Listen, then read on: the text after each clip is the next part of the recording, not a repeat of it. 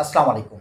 গত ১৬ বছর ধরে বাংলাদেশে একটি স্বৈরাচার নিপীড়িত নির্যাতিত সরকার শাসন করে আসতেছিলেন।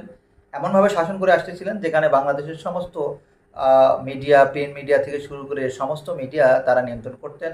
অন্যদিকে বাংলাদেশের যত প্রশাসন রয়েছেন সেই প্রশাসনকেও তারা নিয়ন্ত্রণ করতেন। অর্থাৎ এই রাষ্ট্রযন্ত্র নিয়ন্ত্রণের মাধ্যমে তারা সারা বাংলাদেশের মানুষকে এইটা বোঝাতে সক্ষম হয়েছিলেন যে আগামী ১০০ বছরও তারা এই বাংলাদেশে ক্ষমতায় থাকবেন এবং অন্য কোনো দলের এই বাংলাদেশের আসলে জায়গা নেই। যদিও তার প্রেক্ষিতে আপনারা ছাত্র জনতার বিপ্লবের মাধ্যমে দেখলেন ৫ই আগস্টে কি ঘটনা ঘটেছে, যেখানে ওই স্বৈরাচার সরকার আপনার পালিয়ে যেতে বাধ্য হয়েছে। ওই স্বৈরাচার সরকারের পতন হয়েছে ঠিকই, কিন্তু যেই ১৬ বছর ধরে যে সমস্ত অরাজকতা, যে সমস্ত আপনার ঘটনাগুলি তারা ঘটাতেন, সেটারই কিন্তু আপনার বহিঃপ্রকাশ আমরা পতনের দিন রাত থেকে আমরা দেখলাম এবং তার কয়েকদিন পর থেকেও আমরা দেখলাম। যেহেতু আপনারা সবাই জানেন যে এই সরকার এমন একটি পরিবেশ তৈরি করেছিল বাংলাদেশের, যেখানে বাংলাদেশের প্রশাসনের সাথে বাংলাদেশের জনগণের একটা মুখোমুখি সংঘর্ষ তৈরি করেছিল, যেখান থেকে সারা বাংলাদেশের প্রশাসন ভেঙে পড়েছিল। সারা বাংলাদেশের প্রশাসনের উপর বিক্ষুব্ধ জনতা হামলা করেছিল, যার কারণে বাংলাদেশে সরকার পতনের সাথে সাথে একটা সময় কোনো আইন শৃঙ্খলার কোনো চেন অফ কমান্ড ছিল না, যার কারণে দেশে কিছুটা আপনার বিশৃঙ্খলা তৈরি হয়েছিল, এটা সত্য। তবে যেই বিশৃঙ্খলার পরিমাণ এবং যেই ঘটনাগুলি দেখানো হচ্ছিল আপনার বিদেশের কিছু মিডিয়া, অনলাইন কিছু ইউটিউব চ্যানেলের মাধ্যমে, যা সত্যি আমাদেরকে অবাক করেছে। তারা হয়তো ভুলে গেছেন যে বাংলাদেশের এই যে এখন ক্ষমতা, সেই ক্ষমতা তাদের হাতে আর নেই। এখন যে আপনার এই যে আইসিটির যেই পাওয়ারটা, সেটা একজন নিষ্ঠাবান ন্যায়নিষ্ঠার মানুষের হাতে। সুতরাং আগের মতো গুজব তৈরি করে কিংবা ভিন্ন খাতে আপনার এই সাম্প্রদায়িকতার দাঙ্গা ঘটিয়ে দেশে অরাজকতা সৃষ্টি করা মোটেও সম্ভব না। তারই প্রেক্ষিতে আপনারা দেখেছেন যে তারা বেশ কিছু সাম্প্রদায়িক দাঙ্গার কথা তুলে ধরেছেন এবং ভারতের কিছু মিডিয়া, যেমন ধরেন রিপাবলিক বাংলা থেকে শুরু করে বেশ কিছু মিডিয়া রয়েছেন যারা আপনার জুকারের ভঙ্গিতে, সার্কাসের ভঙ্গিতে তারা যে সমস্ত খবর প্রকাশ করতেন বাংলাদেশের অর্থাৎ বাইরের যে ভিডিওগুলি দিয়ে তারা দেখানোর চেষ্টা করতেন আগের যে সরকার ছিল সেই সরকারই এই জনগণ চাচ্ছেন এবং হিন্দু সম্প্রদায়ের উপরে অসহ্য নির্যাতন করা হচ্ছে, তাদেরকে খুন করা হচ্ছে, গুম করা হচ্ছে এবং তাদের বাড়িঘর জ্বালিয়ে দেওয়া হচ্ছে। এতে নানা ধরনের রং চং মাখিয়ে রিপাবলিক বাংলা থেকে শুরু করে বেশ কিছু চ্যানেল তারা যেভাবে খবর প্রকাশ করার চেষ্টা করেছিলেন এবং তারা যেভাবে প্রতি বিপ্লব ঘটানোর একটা পরিবেশ তৈরি করার চেষ্টা করেছিলেন, সেই সবই কিন্তু গড়ে বালি। অর্থাৎ তার কিছুই হয়নি, আদৌ সম্ভব না। কারণ তাদেরকে বুঝতে হবে এই বাংলাদেশটা এখন ওই সমস্ত সরকারের হাতে নেই। এই বাংলাদেশটা এখন ন্যায় নিষ্ঠাবান সরকারের হাতে, যারা এখন এই স্টাইলটা চালাচ্ছে। তবে একটা জিনিস আমি আপনাদেরকে বলতে পারি, যেটা আসলে যার কিছুটা বাস্তবতা রয়েছে, অর্থাৎ বাংলাদেশে গত ১৬ বছর ধরে যখন একটি সরকার ক্ষমতায় ছিলেন, ওই সরকারের হিন্দু সম্প্রদায়ের যারা ছিলেন তাদের অনেকেও কিন্তু আপনার আওয়ামী সরকারের সমর্থক কিংবা ওই দল করতেন।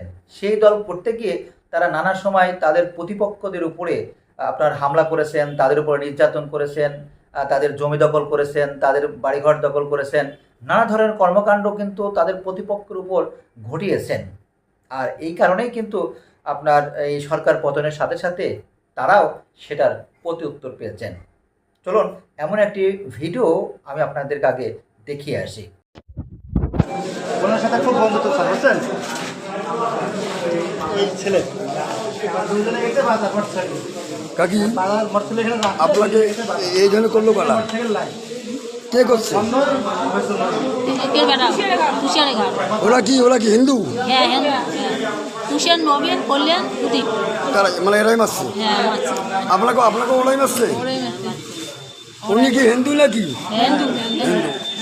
ওরা কি হিন্দু? হ্যাঁ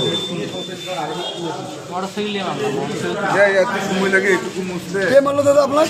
আমার হিন্দু আমার যাইতিয়া হ্যাঁ এমন ভাবে মারছে আমার ধারণা করি যে আমাকে মারবে আমার বড় ভাই মানে বাবুর্তি থেকে জবাব ধরছে আমরা তিনও ভাই বেড়ে শিখে ধরো ধরো ধরো ধরো ধরো ধরো ধরো ধরো করিয়ে ডাক দাদা আমার শিখে ধরছে তখন আমরা আগে গেছি আগে থেকে আমাকে ধরে চোটায় ওরাই চোটাইছে চোটে আমাকে চোটে আবার ফিরে আমার পাশে ধাওয়া করে ওরা ওরা কি দল করছিল? উনি করছিল আমলিক আমলিক করছিল কোনো নেতা ছিল নাকি? নেতা নমাইলে কিছুই নেতা নমাইল খালি খালি কোনো মতো নেতা গ্রামের নেতা গ্রামের নেতা মানে খুব প্রভাব দেখে লাগছে। খুব খুব প্রবলেম মানে ওই আমার ওই তারিখ লোক সবাই ভয় করে ওই নামটা জানি কি কি? তুষিয়ার হ্যাঁ হেড তুষিয়ার নবীন প্রদীপ কল্যাণ এই এই চার ভাই তিলুক মাস্টার সাথে আসলো কে আসলো? তিলুক মাস্টার তিলক মাস্টার। তিলক মাস্টার বাড়ি কোন জায়গা? ওই একই ভাই কোন জায়গা? নদাবাস গেন্দুগুড়ি হেন্দুটালি। তার মানে পানির মতো ক্লিয়ার হয়ে গেলেন হিন্দু সম্প্রদায়ের উপর, অর্থাৎ ওই পরিবারের উপরে কেন হামলা হয়েছিল। আমরা আর একটা ভিডিও দেখব যেখানে দেখা যাচ্ছে যে আপনার আওয়ামী সরকারের কিছু নেতা ওনাকে টাকা দিয়ে মন্দিরে হামলা করার জন্য বলা হচ্ছে।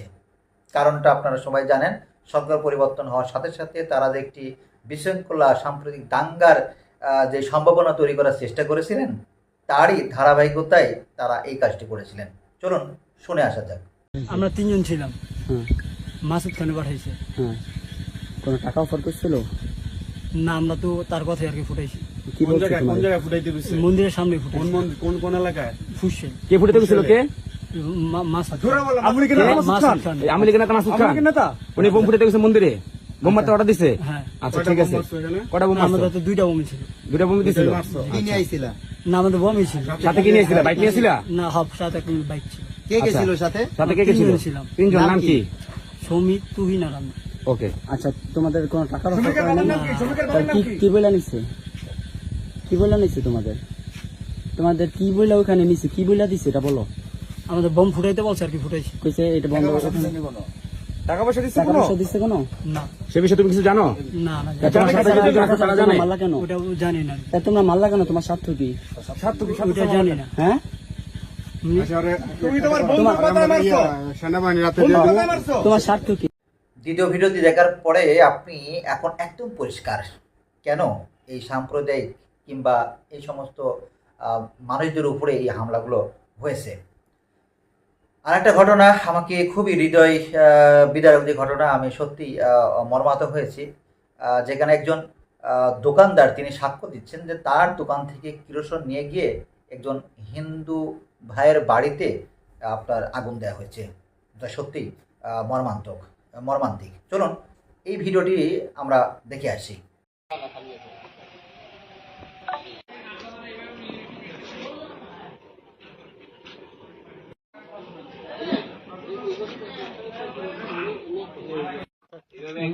আমি ওই আমার বাথরুমে।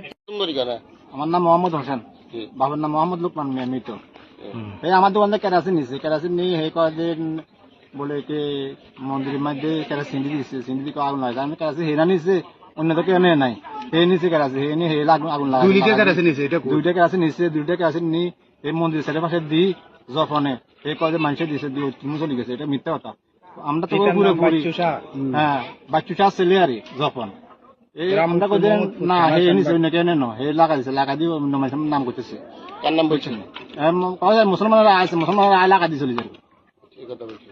বেশ কিছু ভিডিও এবং বাস্তবতা এবং সত্যতা আমি আপনাদেরকে দেখলাম। সুতরাং আমি এটা বিশ্বাস করি, বাংলাদেশে যেভাবে ছাত্র জনতার বিপ্লবের মাধ্যমে একটি স্বৈরাচার সরকারের পতন হয়েছে, ঠিক একইভাবে রিপাবলিক বাংলা থেকে শুরু করে ভারতের আরও বহু চ্যানেল যতই চেষ্টা করুক না কেন, এই বাংলাদেশে আর কোনো প্রতিবিপ্লব ঘটানো সম্ভবপর নয়। কারণ বাংলাদেশের প্রত্যেকটি নাগরিক অত্যন্ত সচেতন এবং তাদের এই ভুয়া রংসং মাখানো ভিডিওগুলোকে এই বাংলাদেশের জনতা কোনোভাবেই সমর্থন করে না, সাপোর্ট করে না। যার কারণে আপনারা নিশ্চয়ই দেখেছেন যে গত কয়েকদিনে বাংলাদেশের সাম্প্রদায়িক দাঙ্গা, হিন্দুদের দিয়ে শাহবাগে আন্দোলন এবং হিন্দুদের দিয়ে এই যে আপনার হাতিয়াবান্ধায় আন্দোলন, গোপালগঞ্জে আন্দোলন, এই যে ছোট ছোট ক্ষুদ্র ক্ষুদ্র যে আন্দোলনের ধোঁয়া তারা তোলার চেষ্টা করেছেন, অসত্য তথ্য দিয়ে তারা যেভাবে আপনার সাম্প্রদায়িক অরাজকতার যে সমস্ত আপনার ঘটনা ঘটানোর চেষ্টা করেছিলেন, এই সমস্ত ঘটনাই কিন্তু আপনার এখন এই সমস্ত ঘটনার উপরে কিন্তু এখন গড়ে বালি। অর্থাৎ এই সমস্ত অসত্য ভিডিও, এই অসত্য কাহিনী গল্প তৈরি করে এই বাংলাদেশে আর অরাজকতা সৃষ্টি করা সম্ভব না।